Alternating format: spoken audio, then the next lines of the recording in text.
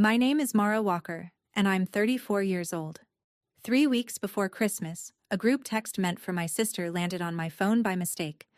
And that's how I found out I'd be spending the holidays babysitting 5 children while the rest of my family sailed the Caribbean. My mom had already told everyone I said yes. Nobody had asked me. There it was, fourth line of the itinerary, between the shuttle time and the dinner reservations. Mara has the kids, December 22nd through the 27th. Confirmed. So I changed my plans. Quietly, completely, and in writing. What my mother found on my front porch 3 days before Christmas made her scream loud enough that the neighbor turned around in his own driveway. And that was before she found out about the plane. Welcome back to Hidden Family Revenge, where family secrets come to light, and the people everyone underestimated finally get their say. Before we start, tell me where you're listening from tonight. Drop it in the comments below. And if you've ever been the one your family just assumes will say yes, make sure you subscribe, because this story is going to feel very, very familiar. Let me tell you what I was to my family in accounting terms, because accounting is what I do. I run a small tax practice in Beckett Falls, Ohio. My name on the door, 11 years of clients who bring me cookies in April. I bought my own house at 29, a little brick ranch with a porch swing, and I was proud of it for about a week, which is how long it took my mother to start calling it the spare house.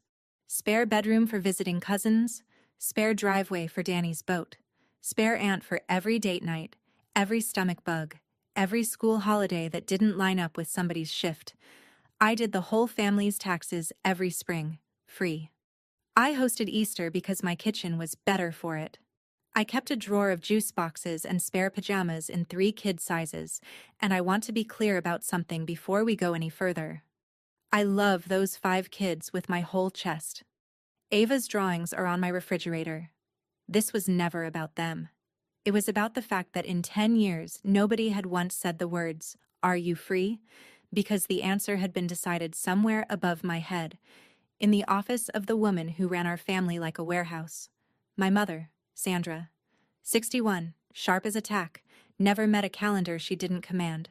Whenever I did the math out loud, the hosting, the sitting, the spring returns, she had one answer, delivered with a little squeeze of my wrist. Your family. It's not work when it's family. I believed that sentence for 20 years. In a drawer in my kitchen, under the takeout menus, there was an envelope I hadn't opened in 3 years. Remember it. It matters. In my family, every road ran through my mother. We didn't have a group dynamic. We had a switchboard. Chelsea didn't call me. Chelsea called Mom, and Mom called me, and somewhere in the relay the message got edited for content. Danny's news arrived pre-spun. My news left pre-softened. Mom kept the whole operation in a leather planner she'd carried since the 90s, birthdays and surgeries and grudges all in the same blue ink. And if you wanted to know anything about anyone, you asked Sandra, which meant you got Sandra's version. My dad, Walt, 63, was a gentle man shaped like an apology. His entire vocabulary for conflict was, "Your mother means well." Chelsea, 31, had 3 kids under 9 and the 1,000-yard stare that comes with them. Her husband Tyler traveled for work. Danny, 36, and his wife Kate had 2 little ones and a gift for arriving after the tables were set. None of them were villains. I need you to hear that. They were tired people who had been handed a convenient fact their whole adult lives. Mara's got it. Mara doesn't mind. And the person handing it to them was the only person any of us ever actually talked to. I realized once, doing the dishes after another holiday I'd hosted, that I could not remember the last time my brother and I had exchanged information directly, like 2 adults with phones. Every thread of this family ran through one set of hands. That's not a family tree. That's a fuse box. And in November of 2018, without knowing it, my mother sent one spark down the wrong wire. Here's the oldest entry in the ledger. I was 15. The whole family went to Disney World for a week. My parents, Chelsea, Danny, my aunt and uncle, a caravan of matching t-shirts. I stayed home and watched my cousin's 4 kids, ages 2 through 9, in our house, for 7 days. Now, you might reasonably ask how a 15-year-old ends up with that job. The answer is that she doesn't end up with it. She's announced into it. I found out the way I'd find out about everything for the next 20 years. My mother told a room full of people it was already settled. Mara volunteered to stay back. She's not much for rides anyway. I remember standing in the kitchen doorway hearing my own decision described to my aunt, complete with a personality I didn't have. I was 14 the last time anyone had asked me about rides. I loved rides. But here's the thing about being 15 and hearing that sentence. You do the math every kid in a family like mine learns to do. Correct her in front of everyone and I'm difficult. Say nothing and I'm wonderful. They brought me back a keychain. My mother told the story for years, glowing. Mara's just built different. Some girls are born responsible.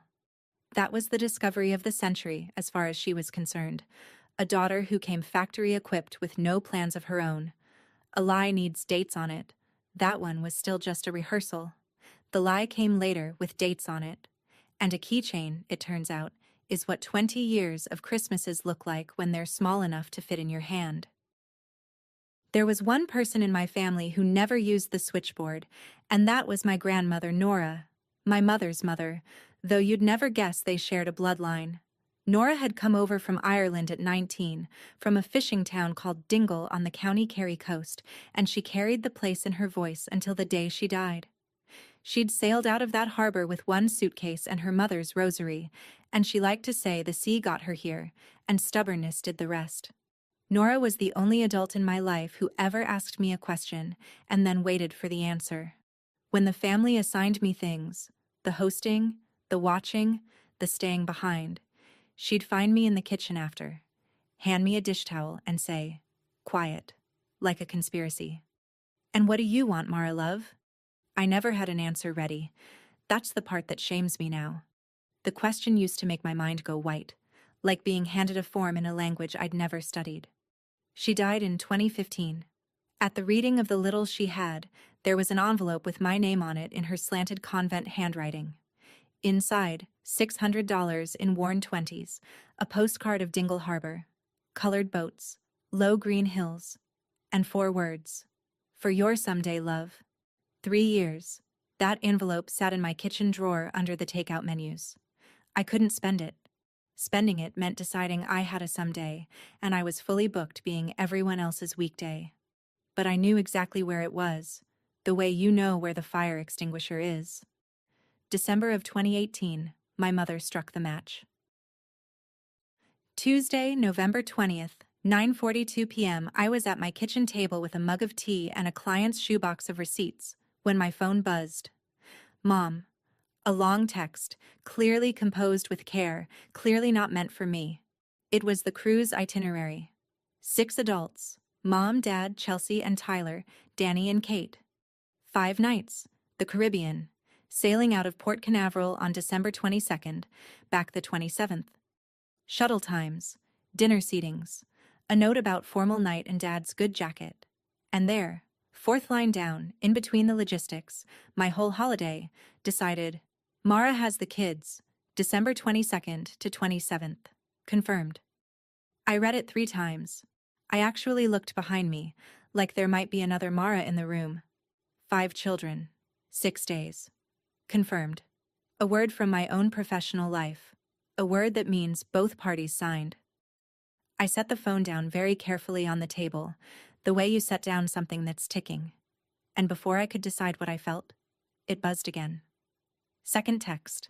Same wrong thread. My mother still typing to the daughter she thought she had on the line. Don't mention the cruise to Mara yet. You know how she gets? I sat with that one for a long time. You know how she gets. 34 years old, and I learned my role in the family from a typo. I wasn't the sister, or the daughter, or even the babysitter. I was a logistics problem with feelings, to be managed on a need-to-know basis. The tea went cold. The receipts sat in their shoebox. Somewhere upstairs in her house across town, my mother was finishing the plans for my Christmas. And in my kitchen drawer, under the takeout menus, I swear that envelope got louder. I called her the next morning. I'd rehearsed it in the shower, in the car, at my desk between clients. Calm sentences, reasonable tones. I got out exactly one. Mom, I saw the text. You can't just schedule me. What came back was a masterclass, and I want to walk you through it. Because if you grew up with a Sandra, you'll recognize every move. First, the reframe. Babysitting? Honey, it's not babysitting when it's your own blood. Note how the word I used gets replaced with a worse one, then scolded. Second, the audit of my life. What else would you be doing? You don't exactly have a house full. Said lightly. Said like a fact of weather. Third, the appeal to the season. Christmas is for children, Mara. Adults make it happen. That's what we do. We. A word doing heroic work, given that 6 adults were about to make Christmas happen from a pool deck. And fourth, the closer. Soft as a lullaby. You're so good with them. It's a compliment, sweetheart. By minute 6, I heard something that scared me more than anything she'd said. I heard my own voice apologizing. Reflexively, automatically. Sorry, I only meant. The verbal curtsy I'd been doing since I was 15, smoothing it over, backing out of my own point like it was a stranger's driveway. I hung up having agreed to nothing and having said no to nothing, which in my family's arithmetic rounds up to yes. I stood in my office with the phone hot in my hand. Then I drove home on my lunch break, opened the kitchen drawer, and took out the envelope. I didn't open it yet. I just needed to hold the question. That night, I did what I do when the world stops making sense. I ran the numbers. I pulled 10 years of planners off my shelf. I keep everything. I'm that kind of woman. And I went through the holidays like a forensic accountant, line by line, with a highlighter. 9 of the last 10 Christmases, hosted by me, or spent watching children while their parents attended parties I heard about later. Every Easter since the ranch house, mine. Thanksgivings. I'd cooked 7, helped with 3. Date nights, sick days, school closures. That stretch when Chelsea had Lucy and I ran 2 households on my lunch breaks. I wrote it all down in one column, and in the other column I wrote what I'd been paid, and I don't mean money. Invitations that were actually assignments, compliments that were actually job reviews. You're so good with them. She's just built different. A keychain. I do taxes for a living. I know unbilled hours when I see them, and I was looking at 2 decades of them, single-spaced. Somewhere around midnight, the feeling I'd been circling all day finally landed, and it surprised me. Something quieter and more useful than rage. Clarity. The kind you get when a client finally brings you the real books. My family didn't have a babysitting problem. They had a billing problem, and I was the department that never invoiced. I closed the planner. I have never felt more calm in my life. If you've ever been the one everybody counts on, the one whose time is somehow always free, tell me in the comments. I read every single one. And stay with me, because my mother was about to learn what confirmed actually means. Thanksgiving was 2 days later at my parents' house. Turkey by mom, tables by tradition. I waited until the plates were full and every adult was seated, because I'd learned from the master. Information delivered to the whole room at once can't be edited in the relay. My heart was going like a hummingbird, but my voice came out level.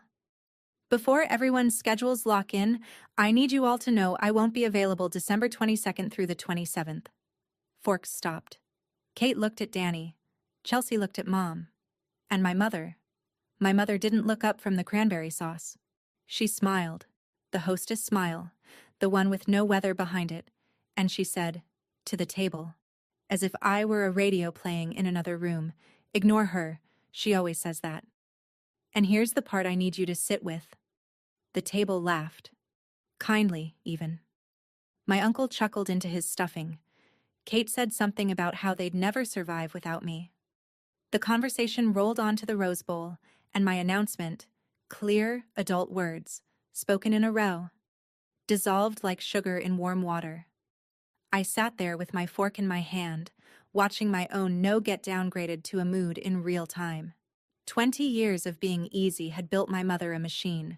She didn't have to argue with me because the family had been trained to find me adorable when I objected. I said it once more, quieter. I'm serious this time. And my mom patted my hand without breaking her sentence to my aunt. That pat. I want to be precise about what it said. It said, "We both know what you are." Dessert was served. I skipped it. I had an email to write. I drove home that night. 15 minutes, my house, my kitchen, and I sat down at my laptop like it was a witness stand. If the spoken word didn't survive the switchboard, fine. I work in a profession where the spoken word means nothing and the written record means everything, and it was time to bring my professional self to my personal disaster. 2. Mom, Dad, Chelsea, Tyler, Danny, Kate. All 6. One thread, no relay possible. Reply, all baked in. Subject line, December 22nd to 27th. I kept the body short because short can't be skimmed into something else. I wrote that I love them and I love the kids. I wrote, I will not be available December 22nd through 27th. I am not asking permission, and this is not up for discussion. So that no one is left stuck, here are 3 childcare options I have personally called and confirmed have holiday availability. And then, Jenny Kowalski from church, $11 an hour. Becca, the college student who sits for half the neighborhood, and KidZone's holiday day camp, with the phone numbers, because I am incapable of leaving a problem without an appendix. I read it twice, changed nothing, and hit send at 9:58 p.m. Then I sat back in my quiet kitchen and felt the strangest thing. The floor didn't open. Lightning declined to strike. For the first time in my life, I had put something about myself in writing that my mother could not retell, reframe, or pat on the hand. It existed now, time-stamped, in 6 inboxes. The family archive had a document in it that Sandra Walker didn't write. I made tea. I slept 9 hours. It was, and I mean this clinically, the best night of sleep I'd had in years. The replies started at dawn. Danny replied first, 6:40 a.m., a man typing from the gym. LOL, okay, drama queen. See you on the 22nd. Kate never replied at all. The message sat there under her name, seen, like a package nobody would sign for.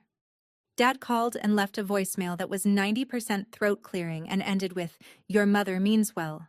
And Chelsea called on her lunch break, with the sound of a toddler negotiating in the background, and her voice wasn't angry. It was exhausted, which is worse. Mara, it's one Christmas. Why are you making it a thing? I told her I'd made it a thing in writing precisely so it wouldn't become a scene, and that the sitter list was real, vetted, and would cost less than her checked bags. And then Chelsea said the sentence that rearranged the whole board. I don't get it, she said. Mom told us back in October that you'd already volunteered. She said it was your idea, that you offered so we could finally get a trip. That's why nobody asked you. We thought it was settled. October. The cruise was booked in October. I looked out my office window at the parking lot and did the timeline the way I'd do it for an audit. There was no misunderstanding at the bottom of this. There was a transaction. My mother had spent my name like a gift card, told 6 people I'd offered a thing I'd never heard of, and then sat on it for 6 weeks. Don't mention it to Mara yet. Waiting for the drop-off date. That's not what happened, Chels, I said. I found out from a text sent to the wrong daughter. A long pause. Lucy babbled. Mom wouldn't just make that up, Chelsea said, but slower, like a person rereading a receipt. My mother didn't answer the email. My mother answered in person 3 days later at my office during business hours, carrying a bakery box, because Sandra Walker never arrives anywhere without a prop. She set the box on my desk between us like a chess opening and told my receptionist to hold my calls, which is a thing she said to my employee, in my office, that I pay for. And then she did something I genuinely didn't expect. She cried. Not the hostess tears, the ones with drainage control. Real ones. She sat across from me in her good coat and told me about being 14 when her own mother, my Nora, got rheumatic fever, and how she, Sandra, the eldest of 5, ran that kitchen for 2 years. Lunches packed, brothers bathed, dinner at 6, homework checked, at an age when her friends were learning to drive. "Nobody asked me either," she said, and for one dangerous second the whole room tilted because there it was. The original invoice, the debt that started the ledger. My mother had been me, before me. I reached across the desk. I almost had her hand, and then she straightened her coat, and the shine came back over her eyes, and she delivered the sentence she'd actually come to deliver. "Being needed is being loved, Mara. Family is what I built instead of a life, and it's the best thing I ever built. One day, you'll thank me for giving you that." She stood, patted the bakery box, and left my office having reclassified my objection as ingratitude. I sat there a long time. The box had lemon bars in it. My favorite. That's the thing about my mother. The ammunition was always something you loved. That night, I opened the envelope. 3 years it had waited under the takeout menus, and when I finally slid my thumb under the flap, it came apart soft as cloth, the way old paper does when it's been handled by someone who loved it. $600 in worn 20s, smelling faintly of rose water and the inside of a purse. The postcard. Dingle Harbor, the painted boats, hills so green they looked argued with, and her slanted convent handwriting, 4 words I'd been afraid of for 3 years. "For your someday, love." I sat at my kitchen table and let myself cry for about 90 seconds. I timed it, tea kettle to whistle. And then I opened my laptop, and I built my someday like a woman building a case. Columbus to Chicago, Chicago to Shannon, departing December 22nd, 6:55 a.m., a bus from Limerick out the long green road to Dingle. A bed and breakfast 2 streets up from the harbor, run by a woman named Eileen, whose booking page said things like, "You'll want the front room, the sea's in it." And here is the detail I want you to remember, because everything that happens later stands on it. I booked the flight non-refundable. On purpose. It was $40 cheaper, but that's not why. I know myself. I am the woman who has folded every Christmas for 20 years, and I know the exact sound my own resolve makes when it cracks. So I built a door that locked from the outside. No refunds, no changes, no Mara-shaped exits. Nora's 20s covered most of it, and I covered the rest. And when the confirmation email landed, I printed it. Paper, like an accountant, like a vow. And I stood in my kitchen holding my own someday in both hands. I put the boarding pass on the refrigerator. I need to explain what the refrigerator meant in my house, because it wasn't an appliance. It was a bulletin board of other people's lives, school calendars, Chelsea's kids' art, the church potluck rota, a save the date for a wedding I was apparently driving 4 children to. The whole door was a map of where my time went. I cleared a space dead center, and I pinned my boarding pass under the strongest magnet I owned, and I stood back and looked at it the way you look at a painting you just hung. Columbus, Shannon, Walker/Mara. December 22nd, 6:55 a.m. It was the first thing on that refrigerator in 10 years that had my name on it as the passenger and not the driver. 2 days later, Chelsea stopped by to return my slow cooker. Kids in the car, engine running, a drive-by, the only visit format my family knew. She came into the kitchen mid-sentence, something about Ava's recital, and then she saw it. She stopped talking. She stood in front of my refrigerator with the slow cooker still in her arms and read my boarding pass twice, and I watched my little sister's face do something complicated.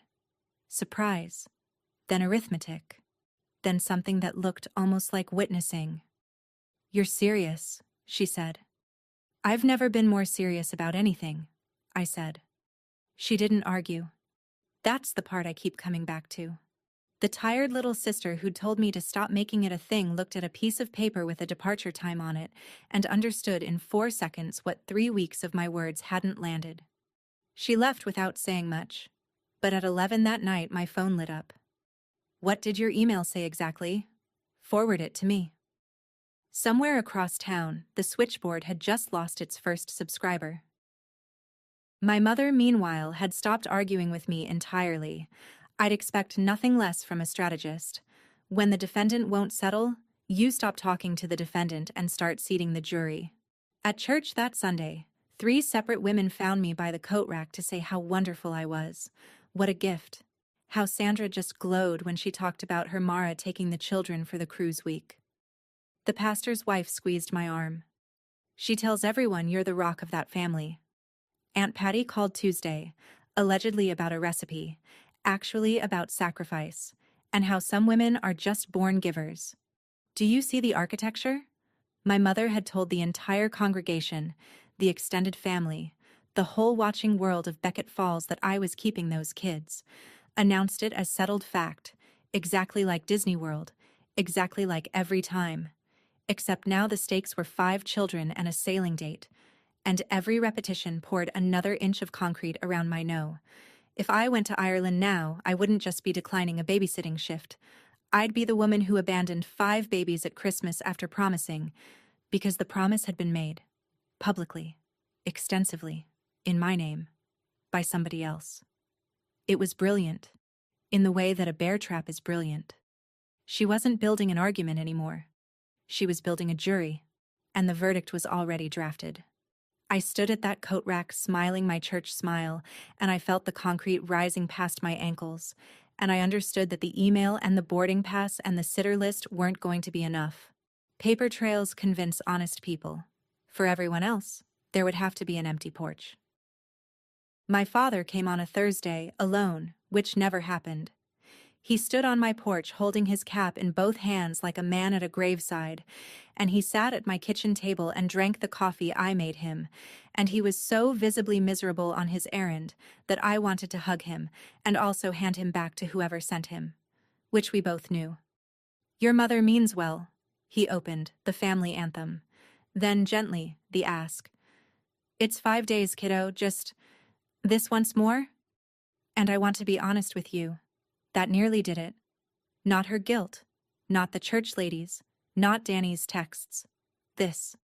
A kind old man in a clean flannel shirt asking softly.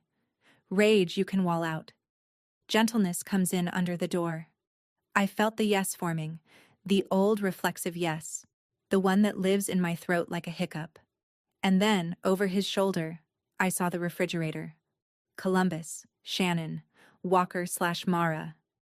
I took a breath and did the math out loud, kindly, for the kindest man in my family. Dad.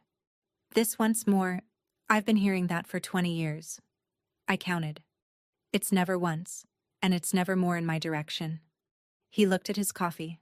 I told him about the sitters, the email, the plan, that the kids would be fine, and the only thing in danger that week was a precedent.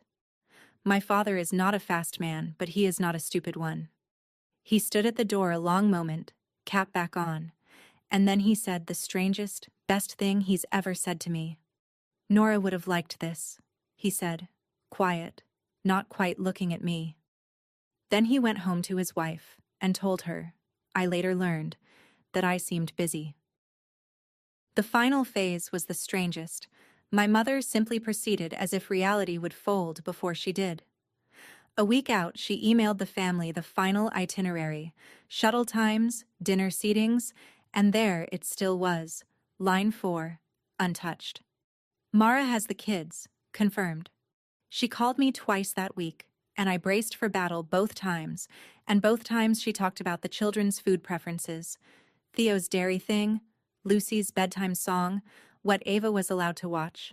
No acknowledgement that I'd said no, no reference to the email.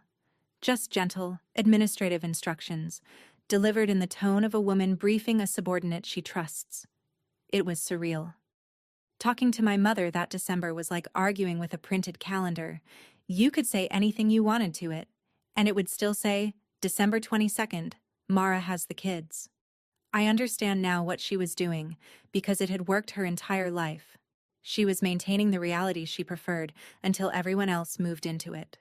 Most people fold in the face of that much certainty. It's cheaper than the fight. And then, on December 21st at 4 p.m, my doorbell rang, and my mother stood on my porch with 2 small rolling suitcases, a unicorn one and a dinosaur one, which she set down side by side in front of my door like a delivery. She did not ask to come in. She has never had a key to my house. The porch was as far as her jurisdiction ran, and some part of her knew it. "We'll drop the rest tomorrow at 7, she said, turning to go. "Don't be dramatic. Here's the thing about people who never hear your no. Eventually, you have to show them. If you've ever had to show someone, tell me below. The airport is next. Stay with me." I stood inside my own front door and looked at those two little suitcases through the glass. The unicorn and the dinosaur, side by side in the porch light. Luggage for children whose parents had been told, by someone they trusted, that this door would open. That was the moment the whole thing stopped being about me. I didn't touch the suitcases. I picked up the phone and called Chelsea, and when she answered, I heard the TV, the dishwasher, her life. "Chels, listen to me like a sister, not like mom's daughter. Tomorrow at 7, do not bring your children to this house. I will be on a plane. My flight leaves at 6:55. This is not a bluff. It is not a mood. And it is not a negotiation that goes to a final round. There will be nobody home. Please. Protect your kids from this plan." Silence, except for the cartoon in the background. Then Chelsea said very quietly, "Mom swore you'd fold." "Not you'll fold?" "You'd fold." Past tense. A done deal. A forecast that had already been circulated, printed, and leaned on. That's when I finally saw the full shape of it. My no had never made it into the family's operating reality because the switchboard had been broadcasting its own weather report the entire time. "She'll cave. She always caves." "I know she did," I said. "She's been wrong since November." Another silence. Then my sister, exhausted, married to a suitcase herself half the year, 3 kids deep in a life with no margins, said the first fully load-bearing thing anyone in my family had said all month. "Okay," she said. "The kids will be with me. Go." I stood in my kitchen a long time after we hung up, breathing. One down, one left. The tall one. At 10 that night, headlights swung into my driveway again. My mother, back for the suitcases, because Chelsea had told her to bring them home. I expected the storm. Instead, when I opened the door, my mother sat down on my porch steps, in December, in her good coat, and patted the board beside her, and because she is my mother, I sat. She looked out at the dark street for a while. Then she told me about her Aunt Lorna. I'd heard the name maybe twice in my life. Lorna was Nora's sister-in-law, single, no kids, worked at the county records office for 40 years. Every Christmas of my childhood, my mother said, Lorna ran the kitchen, watched us cousins, sewed the pageant costumes, never missed one. Not one, Mara, in 50 years. That woman was the glue of this family. Her voice went warm, and I braced, and then it came. She died in February. You were small. Alone. In that little apartment. By the time anyone thought to call, it had been 4 days. My mother let that sit, then turned to me with her eyes shining, and delivered what she genuinely believed was the moral. And at her funeral, the whole family came, every single one of us, packed in the pews. That's a life, Mara. That's what it adds up to. I looked at my mother and I understood, finally and completely, that she was not lying to me and never had been. She had been to that funeral. She had seen the empty apartment and the full church, and she had done the math with the only arithmetic she'd ever been taught, and gotten worth it. My mother had learned the wrong lesson at that funeral, and she'd been teaching it to me my whole life. Mom, I said gently, who called Lorna in February? She looked at me. She didn't answer. She took the suitcases and drove home. I didn't sleep much that night. I sat at my kitchen table with 2 dead women, which sounds grim, but they were good company. Aunt Lorna, whom I'd never met, 50 Christmases of glue, 4 days of nobody calling. And my Nora, 1 suitcase out of Dingle Harbor at 19, who built a life on a boat ticket and stubbornness, and still found room to ask a quiet girl in a kitchen what she wanted. Two women without husbands or children. Two ways it can go. Around 1 in the morning, my thumb did a thing my brain hadn't authorized. It opened the airline app, found my reservation, and hovered over the number for changes and cancellations. I watched my own hand do it, from a distance, the way you watch weather. Because here's what nobody tells you about the last night before you keep a promise to yourself. It's not the guilt that almost gets you. It's the gravity. 20 years of orbit doesn't release you because you printed a boarding pass. The phone sat there, cancellation number glowing, 40 years of Februaries on one side and a harbor I'd never seen on the other.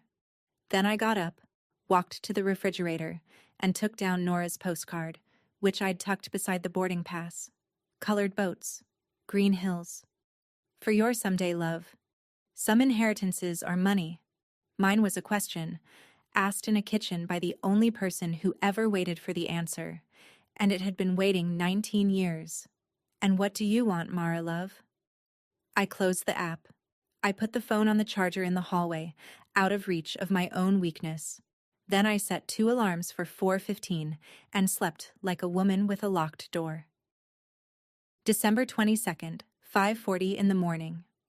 My house was dark except the stove light. My suitcase stood by the door. One bag, medium, mine, and the taxi's headlights came up the street right on time. I did a last walk through the way you do, touching things, locked the back door, watered the poinsettia Chelsea's kids gave me, straightened the empty magnet on the refrigerator where the boarding pass used to be. It was in my coat pocket now, folded in quarters, warm as a passport to another life. My phone had started at 5:15. Mom, missed call. Mom, missed call. Danny. Mom. A number I didn't know. Mom. Voicemail. Mom. 7 of hers by the time the taxi idled at the curb, and I want to be precise about what I did, because it matters to who I was trying to become. I silenced the ring, but I did not turn the phone off. Turning it off would have been hiding, and I was done hiding. I'd resigned from hiding in writing on November 22nd. I was leaving in the open, on a documented schedule, to a booked address. There's a difference between running away and departing. The difference is paperwork, and mine was immaculate. As the driver loaded my bag, one text buzzed through from Chelsea, and I read it standing in my own dark driveway with my breath hanging in the cold. Kids are with me. Go. I looked back at my house once. Porch dark, suitcases gone, refrigerator holding nothing but a magnet and a space. Then I got in the taxi and said the sentence out loud for the first time in my 34 years, just to hear how it fit in my mouth. The airport, please. International. Here's what nobody tells you about the mechanics of a first stand. Your body doesn't get the memo. My mind was made up. Had been made up since November. But at the check-in counter, my hands shook so hard I dropped my passport twice, and the agent pretended not to notice. Bless her. 20 years of training doesn't die quietly. It dies in a security line at 6 in the morning, asking you who you think you are. I put my shoes back on. I found my gate. And then, sitting at D14, well before boarding, I did the thing I'd promised myself I would do. Because there's a version of this story where I slink onto that plane dodging calls, and I refuse to be her. I called my mother back. She picked up before the first ring finished. I spoke first, and I kept my voice in the register I use for audited clients. Factual, warm, immovable. Mom, I'm at the airport. I want to say this once, directly, so it doesn't come to you through anybody. I told you in writing on November 22nd. The kids are safe. They're with their parents. And the sitter list has been in your inbox for a month. Jenny is available. KidZone has spots. Nobody is stranded except by choice. What came back started as fury and slid into inventory. She named the children, one by one. Ava, Ben, Lucy, Theo, June. Like a spell. Like a roll call of my crimes. Then, their little faces, Mara, on Christmas. I watched a plane push back from the next gate, slow and certain. I love their little faces, I said. I've loved them for free for 10 years. And I'm going. I hung up before she could reload. The gate area filled up around me with the particular humanity of a 6:55 a.m. international connection. College kids asleep on backpacks, a young mother walking a fussy baby up and down the carpet, two businessmen comparing complaints. I sat very still with my boarding pass folded in quarters in my hand, opening and closing it like a nervous habit I'd just invented. The young mother's baby started really going, that thin, desperate wail, and she bounced and shushed and apologized to the row at large, and I caught her eye and smiled, and felt it, the old reflex rising on schedule. Get up, offer to hold the baby, fix it, be useful, earn the air you're breathing. I'll admit it, I almost did. 34 years of muscle doesn't unlearn in a week. But here's what I actually did. I smiled at her, said you're doing great, and stayed in my seat. It sounds like nothing. It was one of the hardest things in this whole story. Beside me, an older woman with a carry-on full of knitting had been watching the departures board.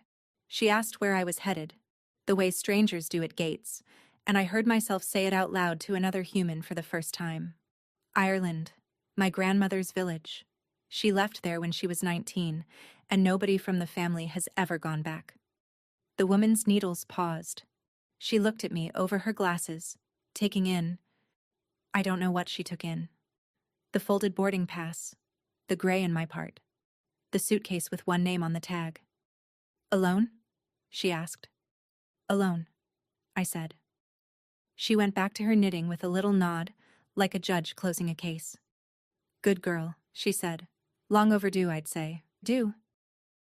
Now I have to tell you about 7 a.m. on my porch, and I can, in detail, because Chelsea told me everything later, twice, the second time with a glass of wine and sound effects. At 6:58, my mother's van pulled into my driveway. Mom driving, Danny riding shotgun with his coffee, 5 children in the back in Christmas pajamas, because the plan, the actual plan, was to deposit all 5 at my door with their bags and their snack packs on schedule. As if my no had been a weather forecast that hadn't panned out. Chelsea was there too, in her own car, behind them. Not to drop her kids, she'd never intended to after our call. But because, in her words, somebody needed to witness this, and I wasn't going to miss it. My mother marched up my walk in her church coat, rang the bell like a landlord, rang it again. She had heard the word boarding from my own mouth an hour earlier and driven over anyway, because in her world a doorbell outranked an airline. Cupped her hands to the glass. The porch light was off. Every light was off. My car sat in the driveway. I'd taken a taxi precisely so its presence would say what I needed it to say. She isn't running an errand. She's gone. Ring 3. Knuckles. Mara! Danny checked his phone. The kid's breath fogged the van windows, and my mother stepped back off my porch, looked up at my dark house standing there silent as a fact, and it began to land. Chelsea says she watched it happen in real time, the whole architecture coming down behind her mother's eyes. The itinerary, the announcement at church, the suitcases, the certainty. 20 years of she'll cave, all of it hitting the one thing Sandra Walker had never once budgeted for. A no that stayed no when the doorbell rang. My porch light was off. My mother does not believe in off. What broke her wasn't the door. It was the email. At exactly 7 o'clock a.m. I'd scheduled it the night before, because I am my mother's daughter in the ways that count and the ways that cut. A message landed in 6 inboxes at once. One line. As stated on November 22nd, I am unavailable. December 22nd to 27th. My flight departed at 6:55. The sitter list is in your inbox. I love you all. M. Danny's phone chimed on my porch. He read it, and Chelsea says his face did something between a flinch and, briefly, against his will, respect. Mom. He held up the screen. She's gone. Like, airborne gone. And my mother, my composed, church coat, never a hair loose mother, took the phone, read that single line, and came apart in my front yard. What? This can't be happening! Loud enough that Mr. Fenner across the street, out with his coffee and his Christmas light extension cords, turned all the way around. She said it again, quieter, to the dark house, like the house might renegotiate. This can't be happening. She doesn't do this. And then Danny, poor Danny, who'd texted LOL OK drama queen a month earlier, scrolled down, all the way down, for the first time. The November email, the dates, the sitter names, the phone numbers, the sentence I am not asking permission.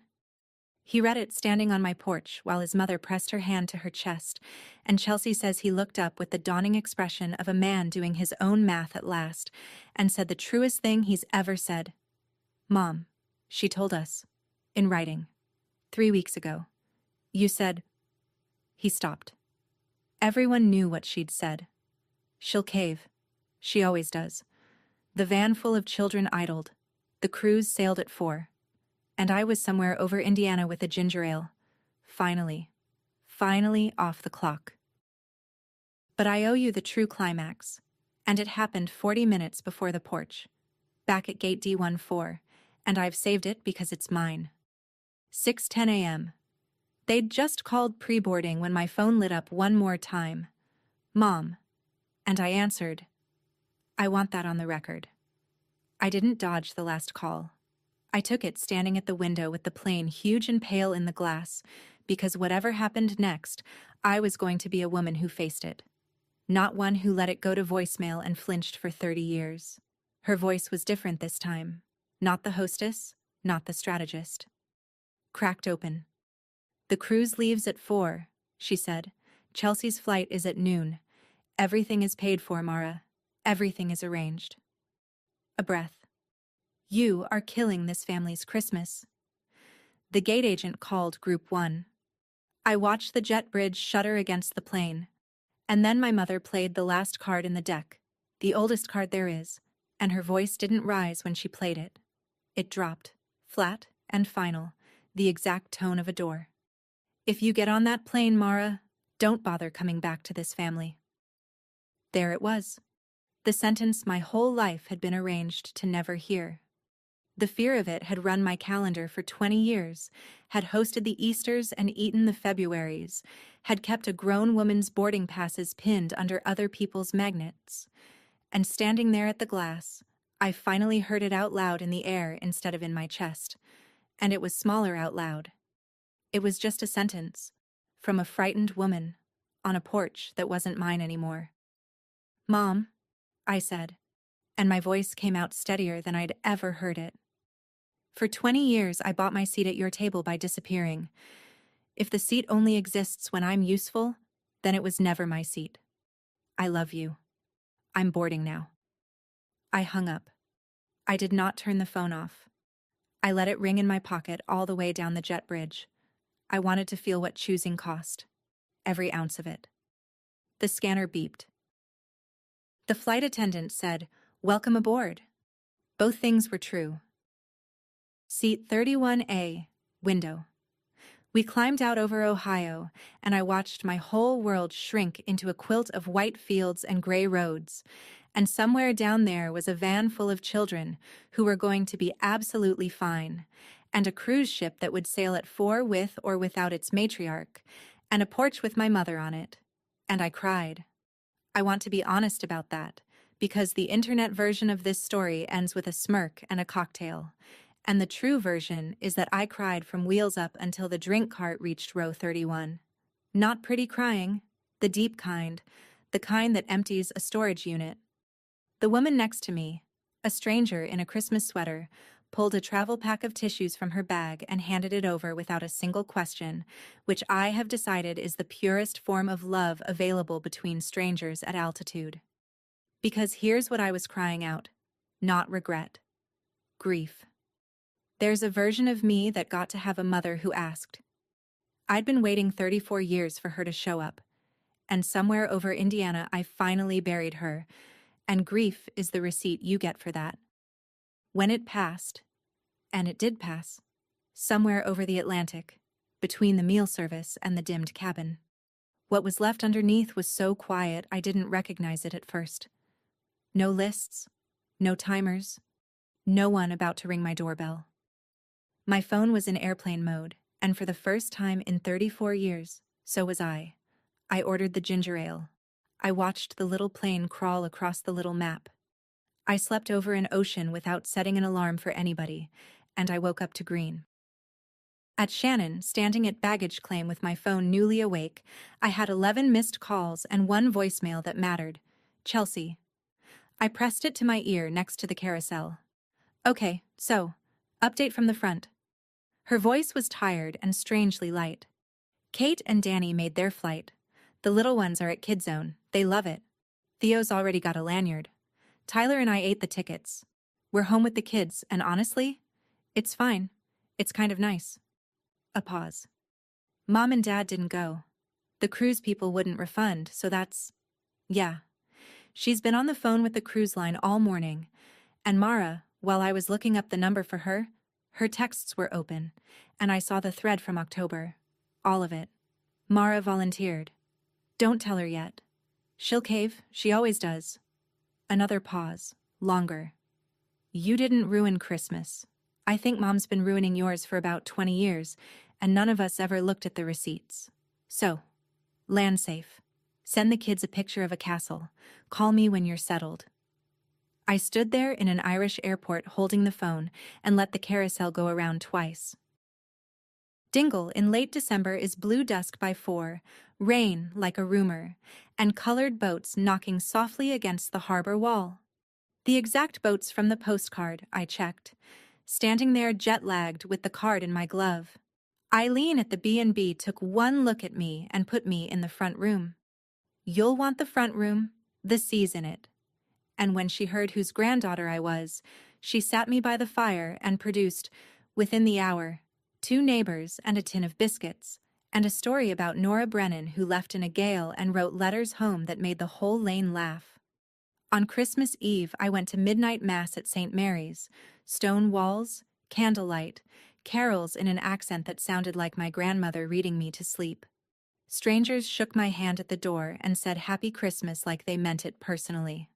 On Christmas Day, Eileen cooked, and I sat at a table I had not set, eating a dinner I had not planned, being asked questions I had never been asked, and I kept almost standing up to clear plates, and Eileen kept pointing me back down with a fork, laughing. On my last morning, I walked to the harbor early and put Nora's postcard on the seawall, boats to boats, and I said the thing I'd flown 4,000 miles to say. We made it, Nora. Both of us. Eventually. I flew home on the 28th to a full mailbox, bills, cards, and an envelope in crayon. A drawing from Ava of an airplane with a stick woman waving from the window, captioned Aunt Mara's trip in letters that got smaller as they ran out of room. It's framed in my office now, next to my license. My mother didn't speak to me until February. When she finally called, there was no apology and no cruise talk. She asked stiffly for my stuffing recipe, which in Sandra is roughly a peace treaty. The switchboard never got its monopoly back. Chelsea and I talk directly now, sister to sister, no relay, no edits. And the next Christmas, for the first time in my adult life, somebody asked. Chelsea called in early December. Would you want us to come to you? Just for an afternoon. Kids, cookies, we leave by 6? They came. They knocked. They brought cookies and left at 6. And Ava put a new drawing on my refrigerator, right where a boarding pass once lived. I hosted because I wanted to, which turns out to be a different holiday entirely. My mother was right about one thing. All along, it really isn't work when it's family, as long as somebody asks. If my story leaves you with one thing, let it be this. A seat you have to keep buying with your own disappearance was never your seat. The people who love you save you one, and they ask. That's my story.